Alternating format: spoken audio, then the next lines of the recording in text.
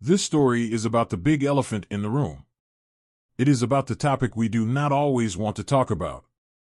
Racism still exists in workplaces today, manifesting in various forms, such as microaggressions, systemic biases, unequal opportunities, and overt discrimination. Despite progress in many areas, studies continue to show disparities in hiring practices, promotions, and workplace treatment, especially for people of color in North America. As we continue with this story that tells us about the struggle most people of color go through on a daily basis, please hit the subscribe button and do turn on the notification bell for more inspiring stories. Thank you. The office was buzzing with activity as employees prepared for the quarterly meeting.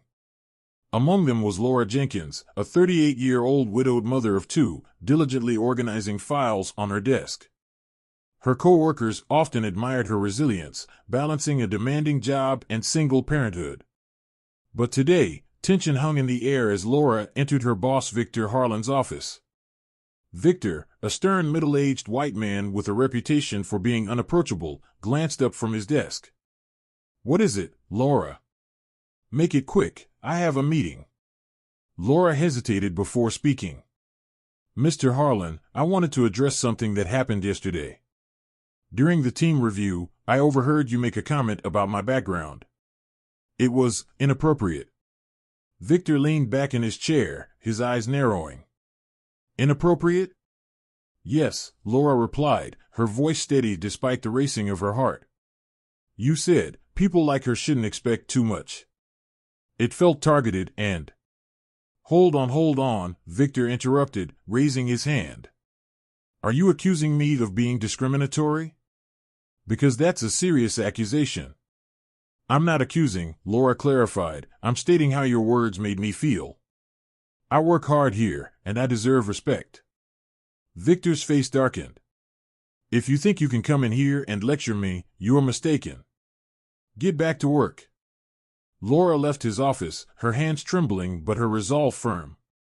She knew she couldn't let this slide, not just for herself but for others who might face similar treatment. That evening, she confided in her friend and coworker, Angela. "You did the right thing," Angela said, her voice filled with support. "But you need to document everything. If this escalates, you'll need proof." The next day, Laura noticed Victor acting unusually cold. He assigned her tasks that were beyond her role, piling on impossible deadlines. It became clear he was retaliating. But Laura stood her ground, documenting every interaction. Angela's advice echoed in her mind as she balanced work stress with caring for her children, Mia and Jordan, who often asked why she looked so tired. Laura lives in Atlanta, Georgia, a city with a vibrant culture but still grappling with its own share of social challenges. Her children, Mia, 12 years old, and Jordan, 8 years old, are her source of joy. Mia is a budding artist with a passion for painting, while Jordan is a curious and playful child who loved building with Legos. Both children were deeply affected by their father's absence, but they drew strength from their mother's unwavering determination to provide them with a stable and loving home. Laura's husband, Daniel, passed away 3 years in a tragic car accident before the challenges at her office began. He had been a supportive partner and a loving father, leaving Laura to navigate the challenges of raising their children alone. His death was a pivotal moment in Laura's life, pushing her to become even more resilient for her family. During dinner at the table, Mia called out, "Mom, you have been so unhappy these days. What is wrong?" she asked. "You are right, Mia, Mom is not happy," Jordan also chimed in. Laura, now realizing that her children are fully observant of how she feels and look these days, paused for a moment. "I miss your dad so much, you know. I have been going through some challenges at work, and he isn't here to support me." "But I would be fine," Laura said, reassuring her children. Mia stood up and wrapped her arms around her mother. Jordan also did same. Laura was consoled having her children around her. "My babies, I will be fine, okay? Thank you for being here for me," as she wraps her arms round them. One afternoon, Victor called Laura into the conference room. Several executives, including the HR director, were present. Victor's expression was smug as he handed Laura a performance evaluation filled with fabricated criticisms. "This doesn't reflect my work," Laura said, her voice calm but firm. "I've met all my targets and exceeded expectations in the last 2 quarters." "We're not here to debate," Victor snapped. "Your attitude has been disruptive, and this evaluation reflects that." Laura's pulse quickened, but she kept her composure. "I'd like to speak with HR separately," she said, looking directly at the HR director. Later that week, Laura filed a formal complaint. The HR investigation uncovered a pattern of discriminatory behavior by Victor. Employees anonymously shared similar experiences, painting a picture of a toxic environment. Victor's mask of professionalism began to crack under scrutiny. As more evidence surfaced, the company scheduled a town hall meeting to address workplace conduct. To everyone's surprise, Victor didn't show up. Rumors swirled that he had been placed on administrative leave. One evening, Laura received an unexpected email. It was from Victor's assistant, containing a series of internal messages that revealed Victor's own struggles. He had grown up in a household rife with prejudice, and his biases were deeply ingrained. But the messages also showed his efforts to hide a shocking truth: Victor himself was biracial, a fact he had concealed throughout his career to fit into corporate culture. When the news broke, the company's leadership faced backlash for enabling Victor's behavior. Meanwhile, Laura's courage inspired others to speak out. She became a key voice in a new initiative to foster diversity and inclusion within the organization. Victor's resignation came quietly, but his departure marked a turning point. Laura was promoted to a leadership role, where she worked tirelessly to create a workplace that valued respect and equality. Her journey wasn't easy, but it was a testament to the power of standing up for what's right, even when the odds seem insurmountable. Laura's actions sparked a chain of changes, not just in her own life, but throughout the company. Victor, now reflecting on his life more deeply, after he had resigned from his job. The news of his upbringing and his efforts to grapple with his biases became a topic of conversation among employees.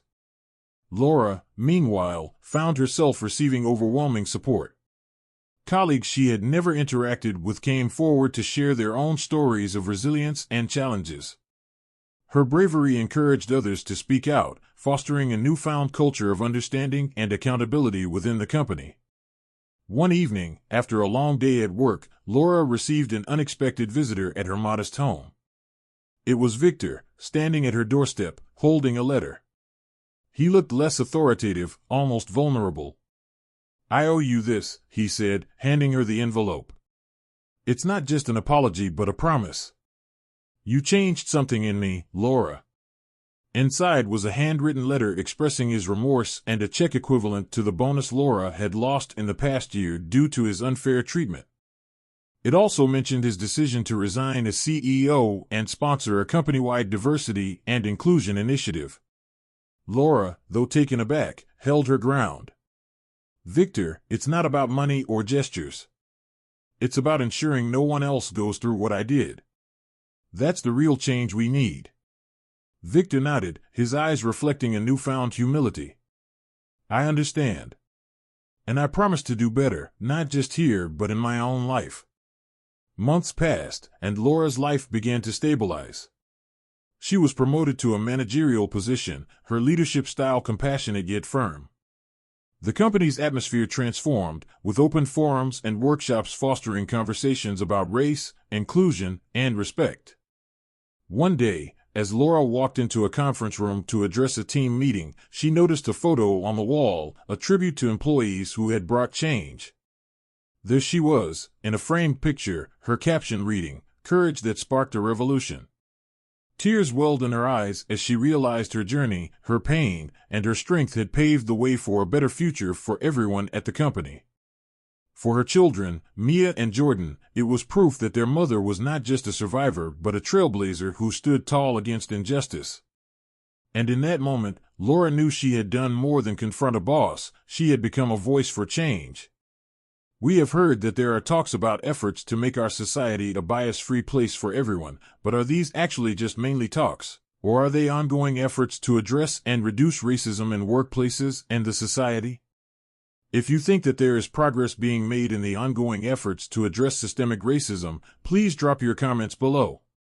We hope someday for a better society free of prejudice, bias, and discrimination. Thank you for watching.